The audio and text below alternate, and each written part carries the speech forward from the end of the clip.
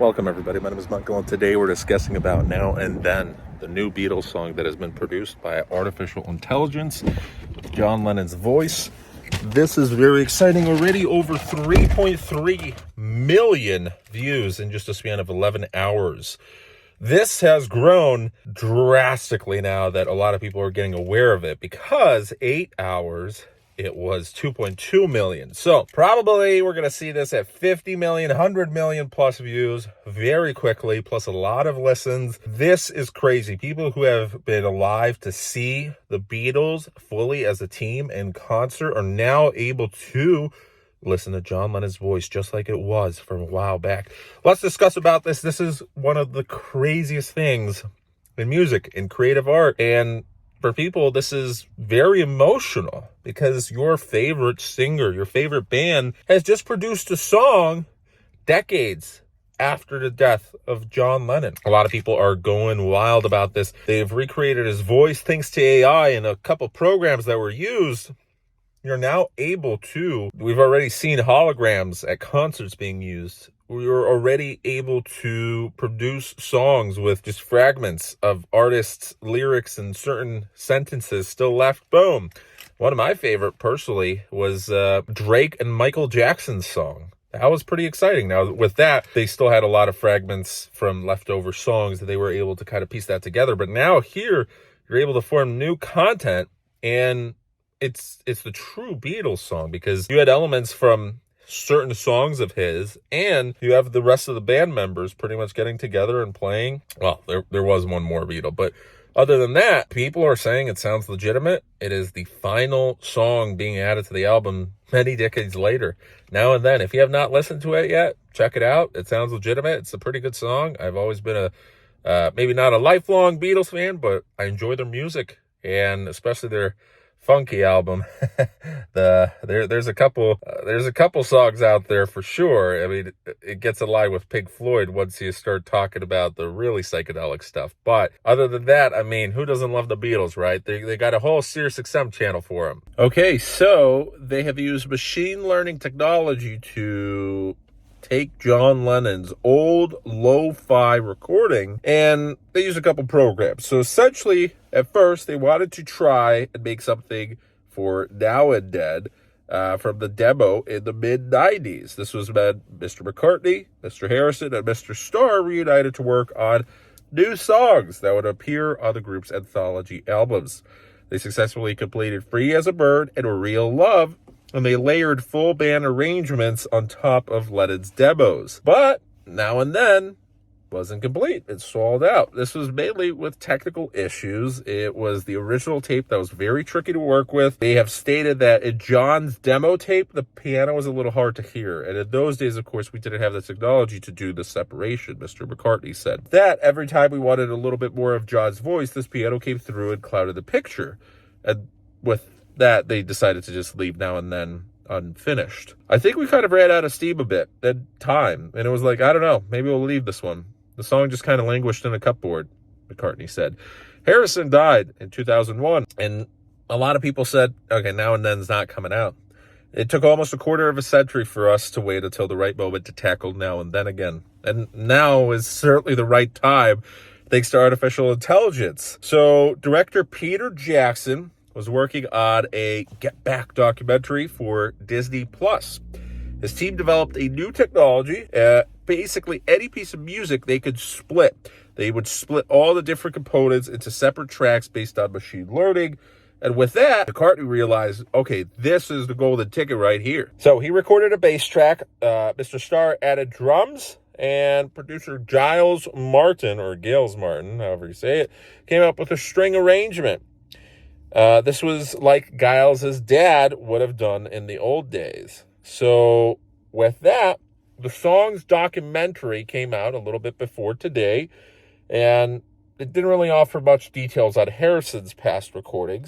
He wasn't really a huge fan of the unfinished Lennon song to begin with, but McCartney said they kept his parts for the anthology sessions, and McCartney played himself a little guitar solo in Harrison's style. Sean Lennon said, my dad would have loved that because he was never shy to experiment with recording technology. I think it's really beautiful. this to still be working on Beatles music in 2023. Wow, we're actually messing around with state-of-the-art technology, which is something the Beatles would have been very interested in, said McCartney as well. A lot of people are very excited with how Now and Then turned out. Some people were a little suspicious that, oh no, this is going to sound fake, it's going to sound robotic, and maybe if they did it back in the 90s, it wouldn't have sounded as it does right now. It certainly wouldn't have sounded as it does right now, but it came out, and it really unlocks a whole new world where any artist in the past, as long as there's enough data points for AI to use, enough recordings, you're able to recreate certain songs. Now, it's not going to make songs out of thin air, but it certainly helps. If you have enough material, you can go back at all the major artists, and who knows, maybe suddenly Jimi Hendrix comes out with a new song, 50 years after he died, right? So John Lennon started recording a bunch of tapes. Yono Oko gave 14 years after John's death in 1980 to McCartney. And McCartney didn't really know what to do with these tapes. They were able to recreate certain things and create new songs, but overall, the technology for recording from so many years back, it was good for the time, but obviously the times have changed. Now on radio, you can hear songs completely differently. And only now can we make it seem like it was produced by John Lennon himself right then and there. Is it perfect? 100%? Probably not. But it's as close to perfection as you can get it right now. And that is the most amazing part. You can't really notice it, really. The technical issues with the vocals were the biggest problem, especially with George Harrison dying in 2001.